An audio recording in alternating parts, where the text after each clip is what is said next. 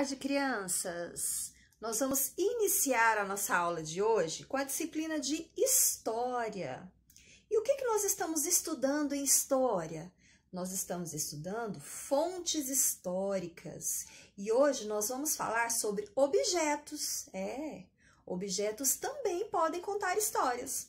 Nós vamos utilizar a apostila de vocês, páginas 6 e 7, ok? Antes de entrarmos na apostila, vamos relembrar. O que são as fontes históricas?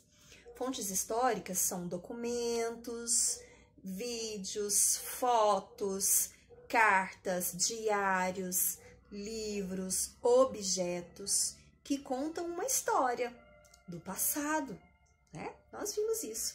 E hoje nós vamos falar sobre alguns objetos que contam história.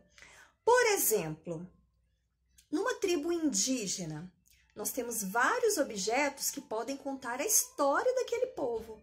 O arco e flecha, os cocar, não é verdade? Os potes de barro, as cestas de palha que são produzidas por aquele povo, né? São objetos que contam a história desse povo.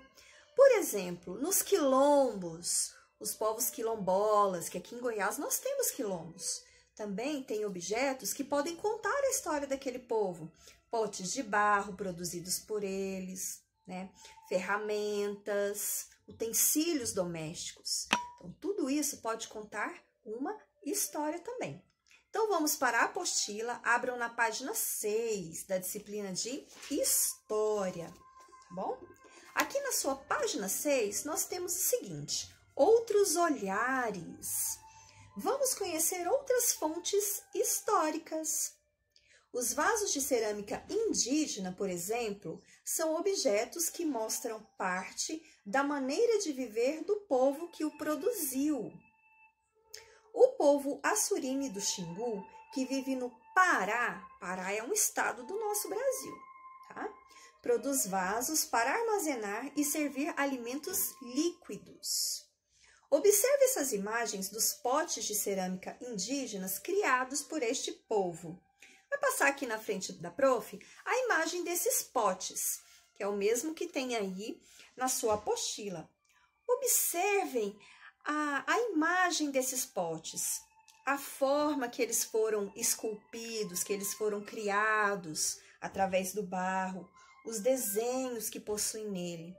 Esses potes foram criados pelo povo Assurini, né, do Xingu, que são povos indígenas.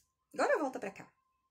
A arte em cerâmica dos quilombos, né, dos quilombolas, também recupera um pouco da história daquele povo, né? Os quilombos, gente, eles foram criados a partir de escravos que fugiam, né? Os quilombos abrigavam escravos que fugiam da escravidão, né? Do sofrimento de viver nas fazendas, escravizados, sem direito a nada. Foi aí que surgiram os quilombos, tá bom? Agora nós vamos para a página 7. Na página 7, nós vamos ver os exemplos de alguns potes criados no quilombo. Isso. Vamos acompanhar a leitura aí da sua página 7. Veja essas imagens de vasos de cerâmica produzidos para armazenar e transportar água, criado por mulheres do quilombo de Itamatatuia, no Maranhão, tá? Observem a imagem do pote. Maranhão também é aqui no nosso Brasil. Olhem o design desses potes. Eles foram criados por mulheres, né? Artesãs que trabalharam o barro para transformá-los nesses potes para transportar água, ok? Agora volta para a prof. A número 1 está falando para você conversar com o seu professor e os colegas sobre as diferenças de um pote para o outro. Observem, de um lado nós temos os potes indígenas e do outro lado nós temos os potes do quilombo, dos quilombolas. Vocês vão observar essas duas imagens e verificar a diferença que existe entre eles e pensar um pouquinho sobre isso, ok? Tamanho, o formato, as pinturas, os desenhos, né? Sobre isso que vocês vão pensar. Depois, nós temos a número 2. A respeito das cerâmicas produzidas no Quilombo e pelo povo do Xingu, marque um X na alternativa correta. Você vai colocar um X na frase que for a certinha, ok? Prestem atenção na frase. Primeira frase. Essas cerâmicas são fontes históricas porque refletem a maneira de viver de quilombolas e de indígenas. Será que são fontes históricas que revelam a forma desse pessoal viver? Segunda frase. Essas cerâmicas não são fontes históricas, porque tais vasos não permitem obter informações sobre a maneira de viver de quilombolas e indígenas. Você acha que esses potes, eles são ou não fontes históricas? De acordo com o que nós estudamos, os objetos podem contar histórias, não é? Então, você vai marcar a sua opção correta. Se é a primeira, que eles são fontes históricas, ou se você acha que não são fontes históricas, ok? Certinho? Aqui embaixo tem uma observação legal para vocês, ó. Você estudou que ao pesquisar a história de pessoas e de objetos, podemos descobrir diversos acontecimentos. Por isso, para obtermos informações sobre algo que aconteceu, usamos fontes históricas variadas. E quais são as fontes históricas variadas? Nós falamos sobre elas. Fotos, livros, diários, arquivos, vídeos, um quadro, um relógio antigo, uma TV, potes de cerâmica, louça. Vários objetos contam história, tá bom? Façam a atividade, mandem foto para a professora, ok? Beijinho e até a próxima. Agora, crianças, nós vamos trabalhar a disciplina de matemática. Isso mesmo. Vamos voltar a falar sobre os sólidos geométricos, formas em material concreto. Dessa vez, no seu caderno de atividades, página 35 e 36. Vamos abrir o caderno de atividades na página 35. Então, vamos lá. Na página 35, nós iniciamos pelo exercício 10, que diz o seguinte: contorne abaixo os brinquedos que têm forma de esfera.